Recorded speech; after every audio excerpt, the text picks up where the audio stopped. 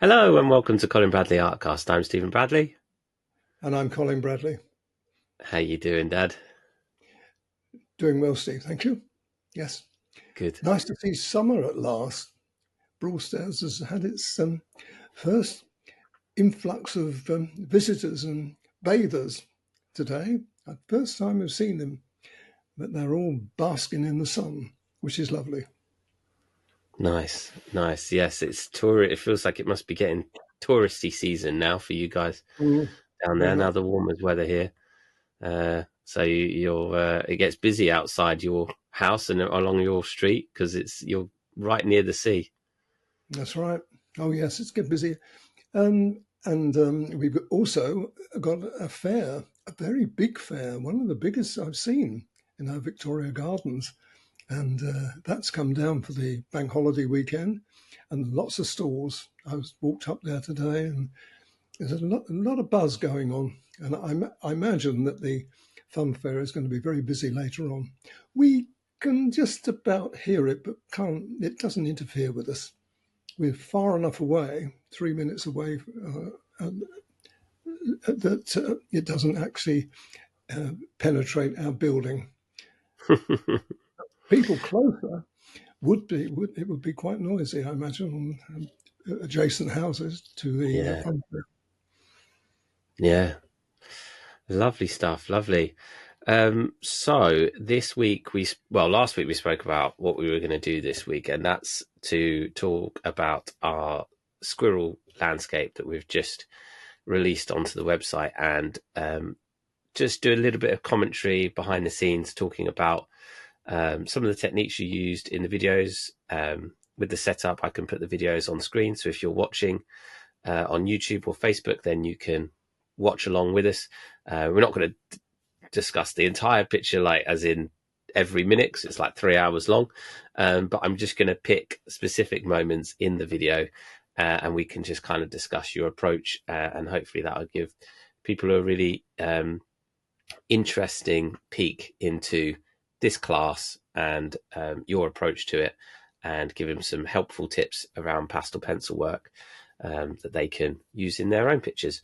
So Mhm. I'm going to start with the first um, part of the class, which should be coming up on screen for everyone now. Mhm. Um, Now the commentary is off. I'm not going to play it, otherwise there'll be two Collins talking, and that would just be very confusing. Um, but I'm just going to hit play, and so we can just discuss. And what I thought was interesting, let me pause it here straight away, is how you're presenting this is really interesting, because we can see all the pencils around the outside, and they look like they're split via brand, the brand of pencils. So it's actually really interesting in this shot to see which brands you favor, perhaps over others. For example, the left-hand side, we've got the all your Faber-Castell pencils lined up in two batches, and I think this must be your background selection that you've got That's up right. here. These all leafy, foresty colours, and Mhm. then the Caran Dash are next, and these are obviously Carbothello. We can tell by the colour of the pencil, and these I can see they're Cretacolor. You got the CRE there, Cretacolor name. So you can definitely tell that Faber's, as people, long-time listeners and watchers will know, Faber's your ultimate preferred brand. And then it looks like it's Caran Dash, closely followed by Carbothello along the top there. Mm. And poor old Cretacrila hasn't got much of a look in, has it? It's just on this particular picture. One of the things you've got to bear in mind when you see that, I haven't started the picture at this stage. I've just gone through my pencil range and selected what I think I'm going to need. Now, almost certainly, I won't need them all.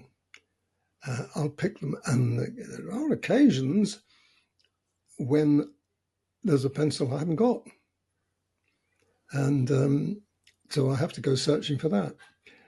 You don't know until you start, but that gives you a very good idea of how. I wouldn't normally let out like this when I'm actually working. It's just really for the viewers to see how the pencil ranges, and what I've. Interestingly enough, the Caran d'Ache has got quite a variety of different colours in that. Now, all of those colours I could see as a nice bright colour that I'm going to need for the squirrel. You can see it's a nice bright picture.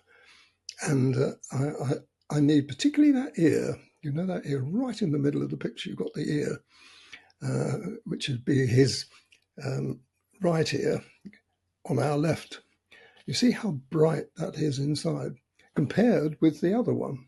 Now, he hasn't got one ear brighter than the other. It's just the way the photography has. But when you've got a picture that you're going to copy, you've got to be faithful to that. And I was.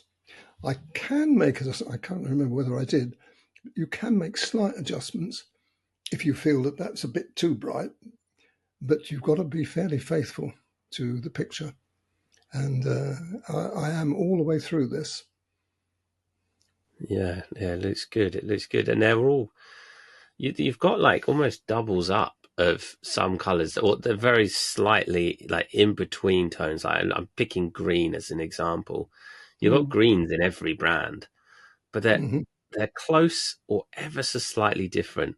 You've got such a spectrum of greens Mm-hmm. across the three brands, and you talk about brightness. Well, you've got bright greens in the Caran d'Ache there.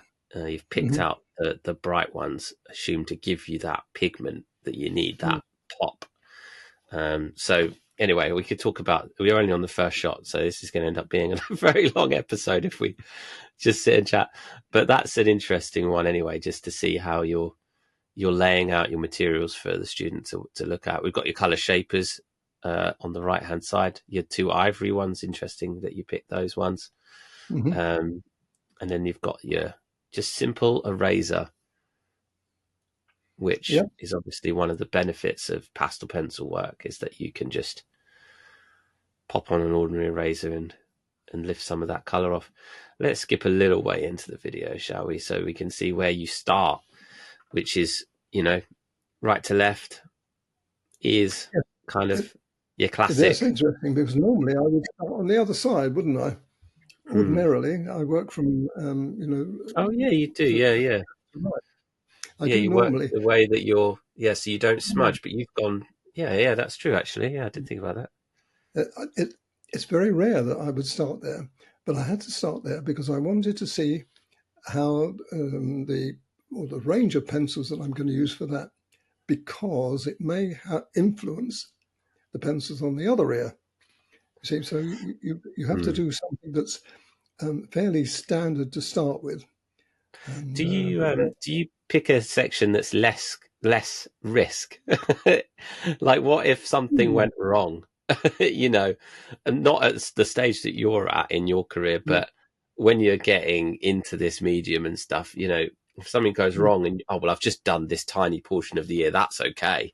But if you started with a big section of body or the background or something like that, it's a bit more risky if something goes wrong.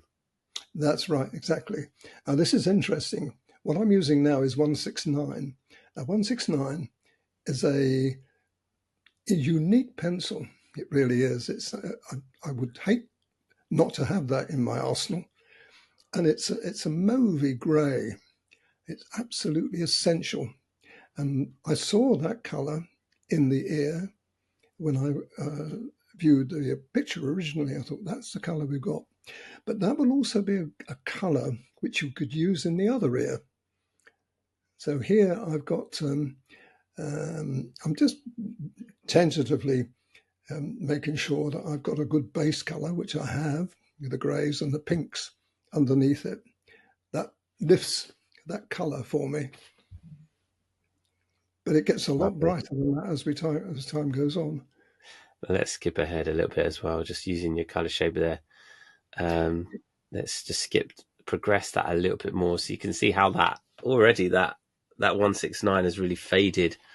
Um, It has, and it allows you to put other colours in. Like the browns, and there's some grey in there as well. That grey right in the middle of that inside of the ear. Tiny little things like that make the difference. yeah, But the one we're coming to now is the I don't know what I'm indicating there. I've obviously, I think I was talking about, I think I was talking about the background. You know, the background would lift that. Yeah, At the moment, it doesn't do very much at all. Once that background goes in, that's going to ping forward. I think that's what I was talking about. But here we've got a very interesting uh, top of the head.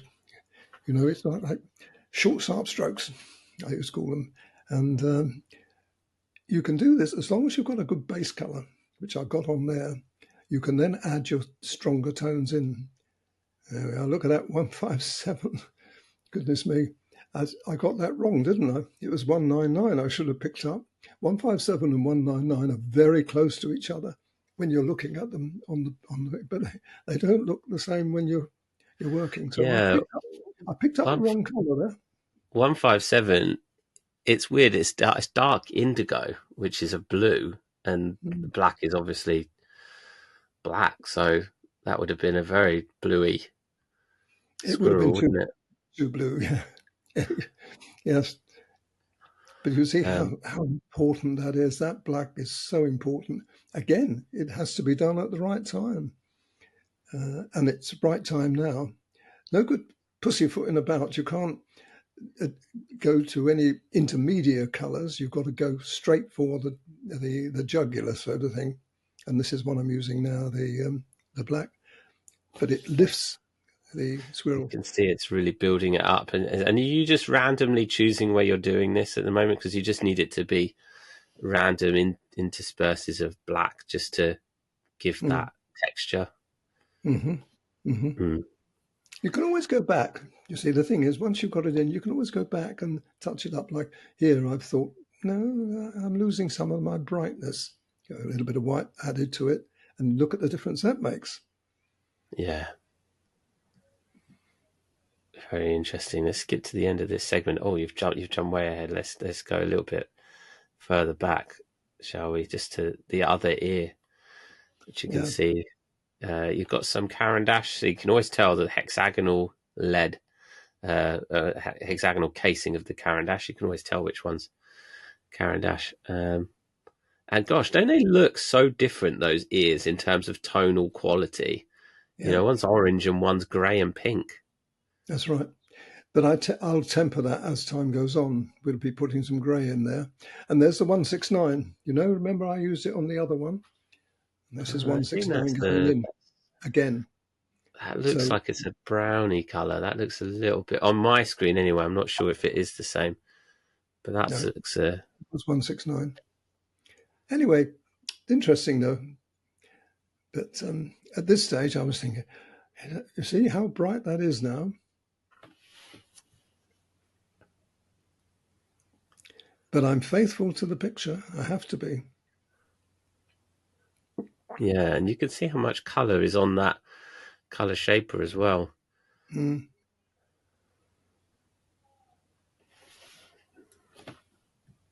Okay, let's have a little see how this ends this first part. Lovely stuff. So really, you know, we're an hour into the class. It goes to show how kind of intricate just that section is, that top of the head, eyes and ears, mm. you know, that just how intricate that is. Let's move over to the second portion of the class. This is three parts, this class. So let's go to nope, that's where we were at. We go to there we go, part two. There we go. So Nose. we're on the nose. Let's get a Yeah. little bit further. He's a lovely nose, hasn't he? Bright pink. God, all those colours. But you see the difference between the ears now. They're not quite as bright as they were on the original picture you saw. But I Mm. kept faith to the picture. I just want to talk about the eyes as well. We skipped over the eyes, but those highlights in the eyes really give you that three-dimensional Mm. roundness, don't they? And something like that, you've got to, again, you've got to pay attention to the reference picture. You can't think, oh, they're too big, I'll make them small, it won't work. You've got to be faithful to it, Yeah, and it does make a difference to the end. Um, I think this is one of the almost cartoony pictures. When I first saw this, I thought it was a cartoon, and I realised yeah, it wasn't. But it's got a cartoony look to this. This is what I think attracted me to it. yeah, absolutely. Let's jump ahead because I want to see how you've done bigger sections now. You've done the intricate stuff, and I'm sure there's more stuff to come that's a bit more intricate, but you're now getting onto bigger portions of the picture. Mm-hmm. So longer strokes, longer fur. And this is an example of just how you smooth that pastel out with the color shaper. And it's interesting, you've got a bit there that you haven't finished and a bit that you have finished. You can see where it's going to get to and how it started. Mm. And you've got dark grey pastel matte paper too, which is takes a bit of filling up, as you can imagine. But by golly, as a base colour, it's wonderful. You can see at the bottom of that picture what I'm working on now. And not a great deal of pastel on there because I've used the paper. You've still got to put the pastel on because for the other colours to go into, but you don't have to work quite so hard. So it gives you a good base in which to work Mm. that. You can see now what I've done. I'm working on that colour, but I've got to link those two together in the end. And this is where the colour shaper will come in eventually. See if we could skip a little bit ahead. And this is, oh, I thought we were going to Oh, go into the fur. Oh, we are. And the fur now. This is longer fur now at the back. I've heard so many times I've mentioned infer direction. Well, this is critical. You there see you that go. fur, you can see Yeah, how it's formed, and that's an interesting stroke, isn't it?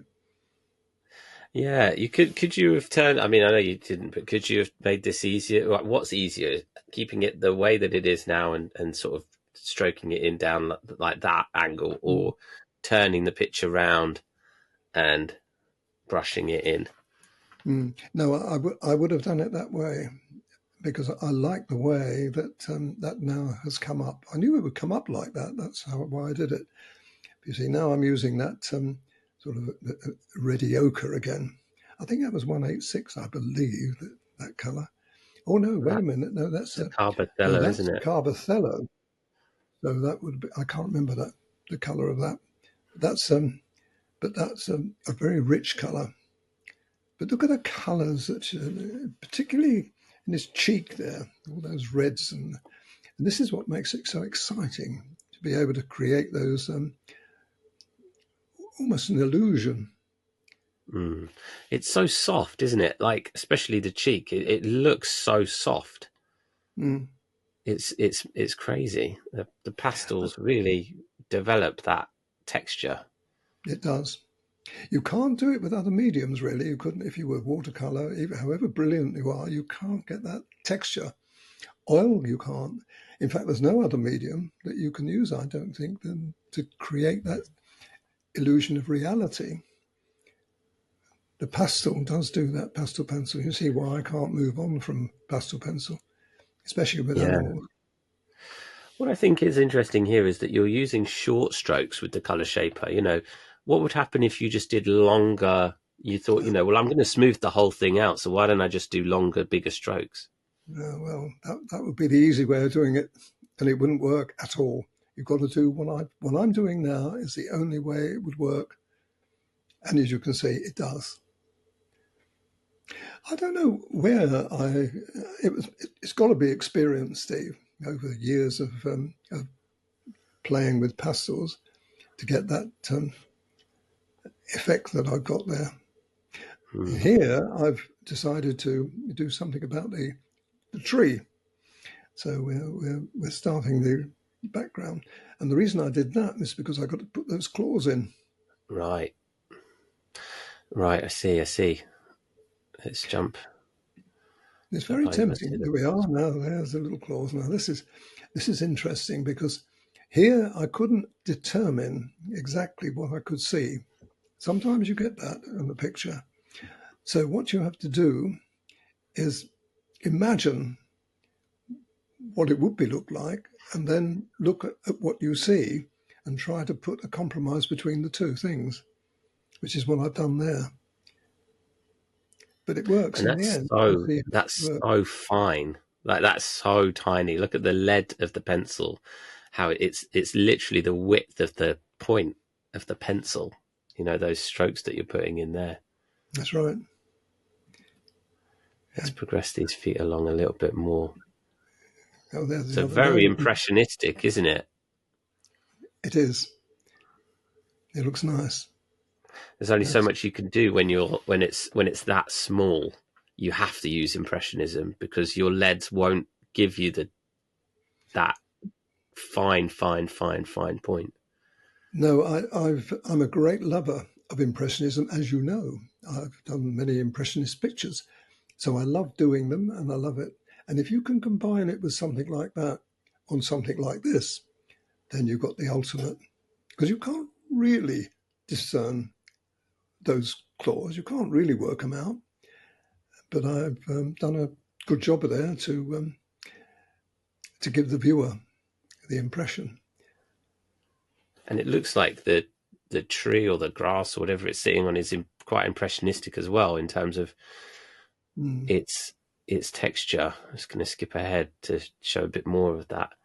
You can see these browns, and it's enough to give you an idea of what the squirrel is on, but not super thorough detail. that's right. No, it looks. I mean, and you can just see underneath the pencil, at the bottom of the picture now is starting to emerge that dark colour.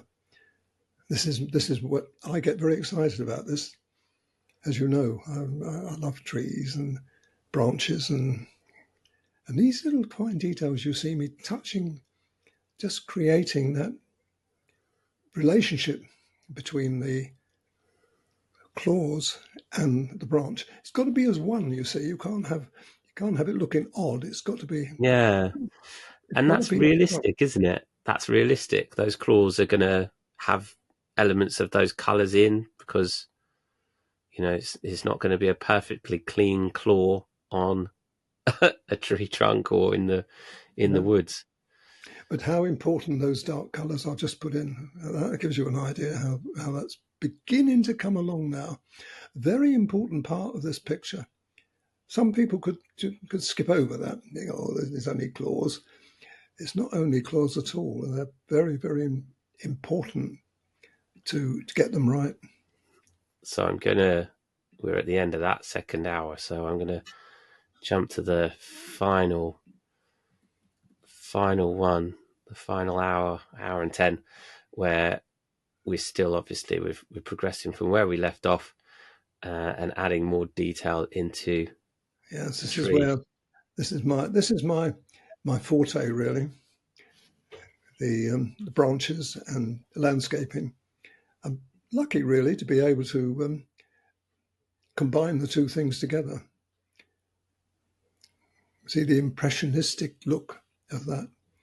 That's so important. And it Yeah, gets better because once we start putting the greens in, it must happen so often.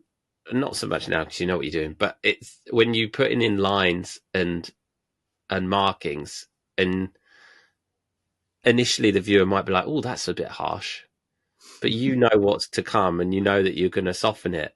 But do you ever do something where you create like a harsh line or a harsh effect, and you think, "Uh oh, I didn't mean to do that. I've got to soften that."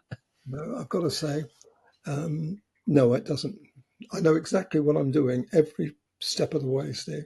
I know what can happen and I know how it. Sometimes it surprises me that it comes out as well as it does. You know, I'm thinking, wow. I mean, look at that. I'm using the color shaper now. Now, if you put pressure on that color shaper, it would all merge together. But by tickling it, you see the difference it's making. I'm tickling it now. just taking the edges off that. But look how lovely that is. And then finally, you've got a little bit of the God, white going in, and now they've got the it's. green. I was going to skip. Yeah, I was going to skip ahead to because you're pretty much done there, and just see you building up the Yes, well, rest. this again is what I love to do. It's the most difficult thing of all. I think this is much more difficult than the squirrel. With the squirrel, you've got Really, oh yes, with the squirrel, you can see the lines, you can see the framework of the squirrel, and as long as you pay attention to the colours, you're going to reproduce it. But here, when you're looking at trees, oh, I can understand why people think, "Oh my God, I've got a tree to do." But I started with trees. You probably don't realise, but I did in my landscape watercolour work. I started with trees. No one told me how hard they were. I was lucky. I thought, well, this is what I should do. But look at the difference that is made. You also got to remember that the trees themselves, as the background, can't take away the squirrel impact. That's got to always be there. So you're embellishing the the subject it's here. almost it's almost just a solid color, isn't it, with a little bit of detail, or the impression of detail. You know, I love doing and that. photography does that I anyway. love It doing this, blurs background. but that is my thing. I love doing that. And you can see And look at now how many colors you've got. the Look at how many colors are on screen.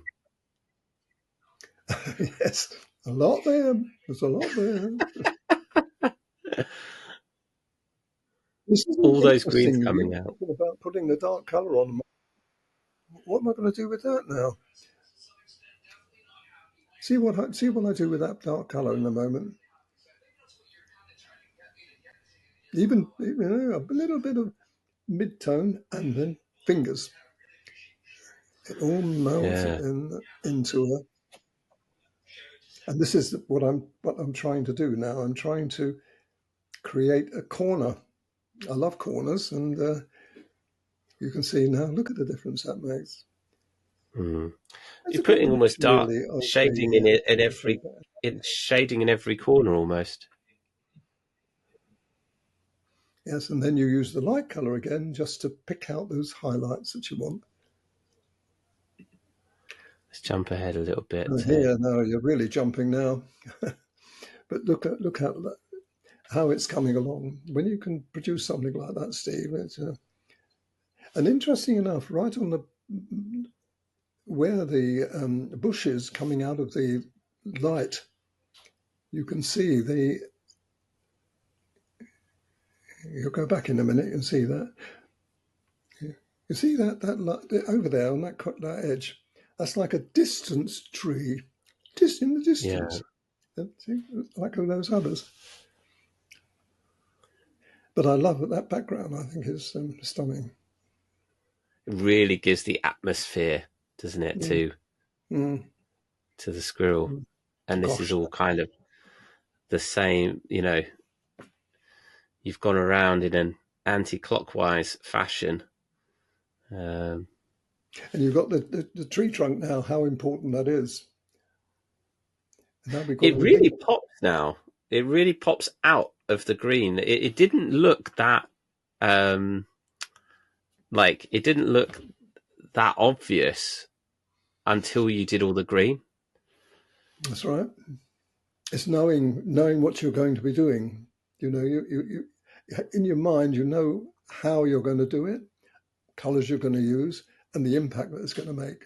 This is interesting, though. This is, I think, this is the one of the Caran d'Ache, and it's a little brighter. You can see that the impact that's making. This is why I think it's important to have if you can, to get the extra colors. Yeah, But I think, and that's going back to jolly old Faber now as well. They all sort of work so lemon well yellow. together, don't they, Steve? All these colours work together. So, well, I think we're nearly there, aren't we?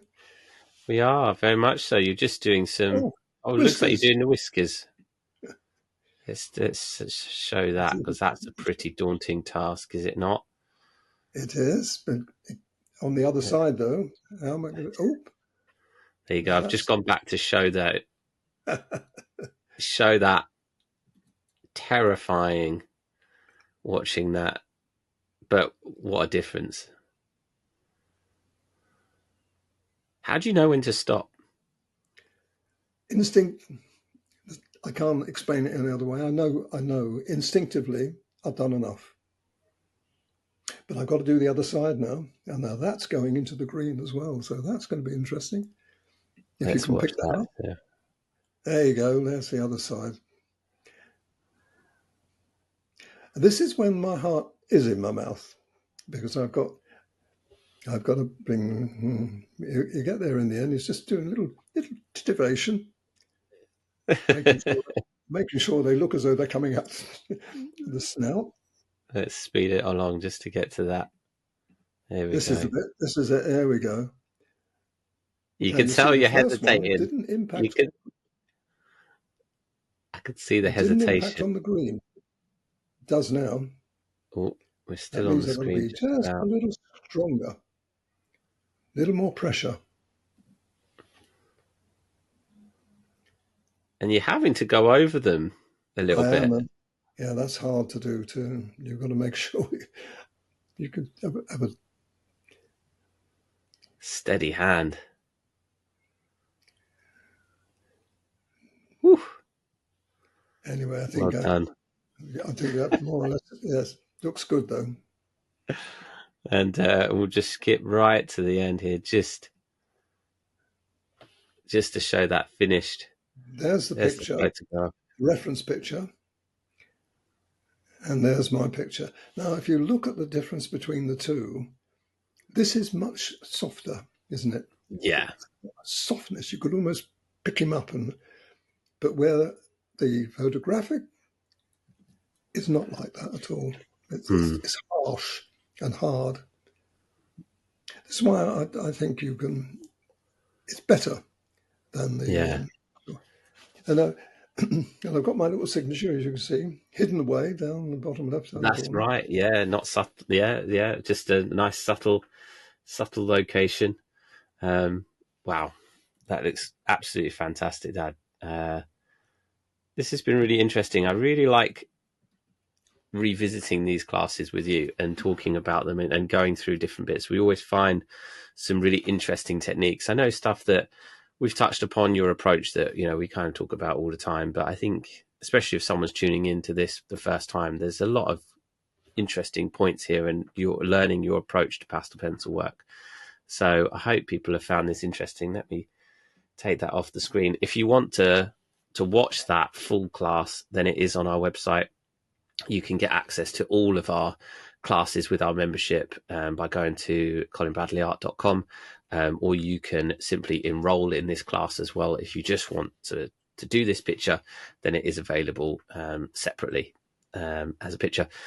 But this has been great. Thank you, Dad. Well done on My remembering pleasure. a lot of those details, considering this was a while ago that you did this picture.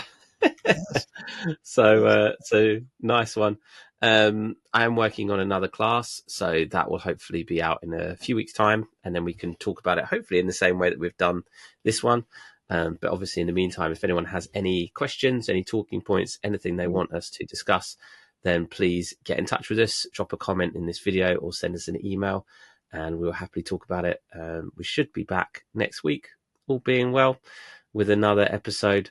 But for now, we will leave it there for this week. So thank you, everyone, for watching and for listening. I'm Stephen Bradley. And I'm Colin Bradley. Enjoy Enjoy your your week. week.